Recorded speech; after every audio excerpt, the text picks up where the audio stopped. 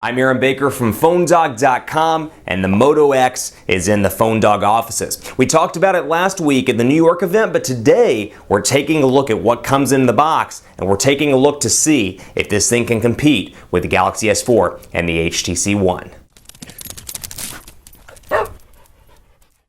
We saw this thing at Motorola's event last week in New York City, and to be totally honest with you, I had an unboxing of this device from our freelancer that I sent to the event, but I wanted to have some commentary with you on this device, so I waited. It is in the office. Here is the Moto X, Motorola's flagship device for the second half of 2013. Now, while this thing has gotten a ton of hype, this thing is decidedly mid-range when it comes to specifications, but Motorola is looking at the bigger picture. They're trying to get out of the specifications game here, and they're doing it on a couple of different fronts. One, the Moto X is designed and assembled in the USA. Now, it's important to note what's different about that. It's assembled in the USA, but the parts are not from the USA, but designed and assembled in the USA, actually in a plant about 20 miles from my office in Fort Worth, so not too far from here. Support Texas, big fan of that, so honestly, I like this device already. But Moto X here, spec-wise, we're looking at a 2 megapixel front-facing camera, 10 megapixel rear-facing camera with 1080p HD recording. You've got 2 gigabytes of RAM. You've got Motorola's X8 mobile computing system, which they showed off with the Droid launch a couple of weeks back on the Droid side, on the Verizon side. But this has a 1.7 gigahertz dual-core CPU, Adreno 320 GPU, and then, of course, boom, here it is, Android 4.2.2 Jelly Bean. Now you may be asking, why isn't Android 4.3 on this device yet? Well, honestly, source code for that was released pretty recently, so this device has been in the works for some time. I expected to get Android 4.3 in the coming weeks, not too long, hopefully maybe a month, 2 at the max. But 2 megapixel front-facing camera, 16 gigabyte standard memory, 32 gigabyte versions available online, and then you get some Google Drive storage as well with this, up to, I believe it's 50 gigabytes of storage free for 2 years on this device. Of course, you got Wi-Fi here, you got the typical stuff, 2,200 milliamp hour battery and 4G LTE connectivity. Now, this thing is coming to Verizon, coming to AT&T, Sprint, and then it will work on T-Mobile, but T-Mobile is not stocking it in the stores. Before I get too far, I want to point this out. Texting and driving, it can wait. I love that campaign by AT&T, and you can see AT&T's logo on the bottom of this particular device. But really a nice feat by Motorola to get this thing at least working on 4 different carriers, available in 3 carrier stores. Would love to see T-Mobile sell this in the future. Maybe they will. We'll see. But that remains to be seen. So you got here the device, power button on the right side, volume rocker on the right side. You got your nano SIM card slot over here on the left side. You got your micro USB charging port down here at the bottom, and then up top you got a 3.5 millimeter headphone jack, and then your 10 megapixel camera on the back. So really a clean, good looking device, but again, specs wise, it's going to be a tough sell for a lot of people because this thing is retailing for $199 in retail stores. So Motorola, let's see here, I'm getting sidetracked. Moto X, let's get started. Yeah, safe, smart, protected, and then the goodies that come in the box. So at $199, it competes again with the Galaxy S4, the HTC One, all the high-end devices on the market. At least spec for spec, it seems to be a little bit more of a mid-range device. That said, it's running a pretty stock build of Android 4.2.2, so I expect it to be incredibly fast. We'll put it through its speed paces for the full review. Excited to get my hands on this,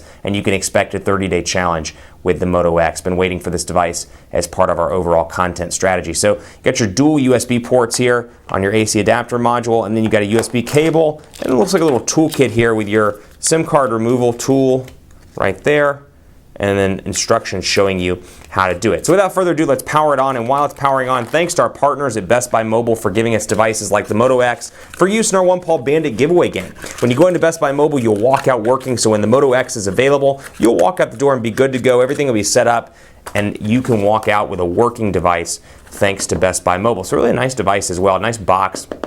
You can see again, designed and assembled, and it tells you what it includes on the back. Kind of a minimalist box, very similar to what you would expect to see from Apple. So we'll power this on right now, and we'll talk about customization. So a big thing about customization on the Moto X when the rumors were going around was that you could configure colors on the front, the back color, and then of course later on in the rumor mill, the side colors here for the buttons. Now you can do that. There is a caveat though. Verizon and Sprint will not have that capability. You can walk into a Verizon and Sprint retail store, and I believe you can get the black and the white, but you can't get a customized version through Moto Maker. That is exclusive to AT&T. So if you're on AT&T, that's going to be awesome for you. And I can't talk and do this at the same time. We'll go ahead and set that up later. Not now. No, just take me to the home screen.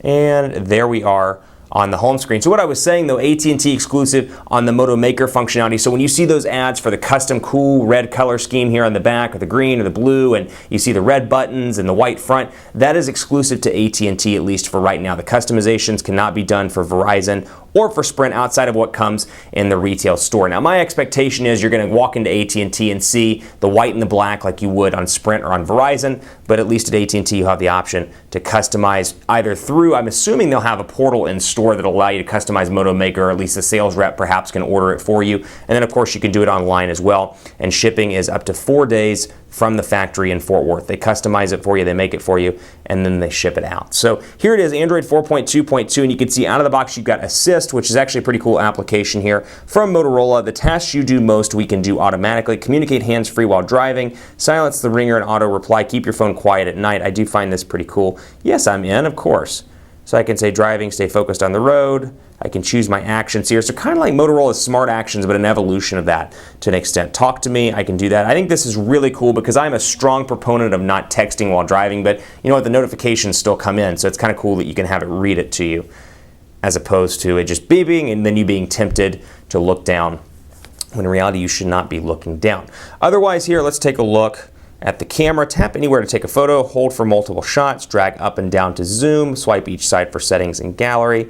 And you can see I swipe right here to go to my settings, swipe right to go to my gallery, and I can go from the live image over into the gallery itself. So really a nice looking device too. Compare this to the Apple iPhone 5 just size-wise, for example, which I happen to have laying over here. And you can see size-wise very similar here with a 4.7-inch 720p HD display on this unit. You're looking at a weight of about 130 grams here, so still a lightweight device with 4G LTE connectivity, and it's rounded on the back so it fits nicely in the hand as well. So it seems like it'd be good for long phone calls. The biggest difference I can see here is, you know what, even though it's running a pretty stock build of Android, you can see the AT&T 4G LTE network indicator up there. So it is not the stock Android LTE configure, or LTE network ID, I should say, but it is an AT&T customized one. From the pictures I've seen, that's the same on Verizon and on Sprint as well. So kind of a moderately stock version of Android, if you will, with on-screen buttons here. Of course, your recent applications. I've got Home. I can press and hold to access Google Now. Nothing really surprising here.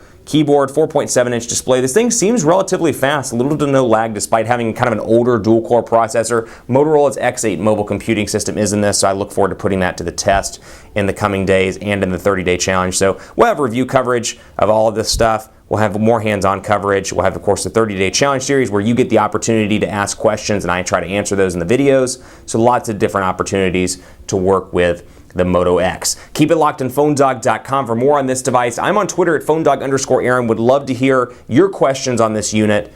And I'm on Facebook as well, Facebook.com/Hi Aaron Baker. Thanks so much for watching. More to come on Motorola's flagship device, the Moto X, on PhoneDog.com. I'll see you next time.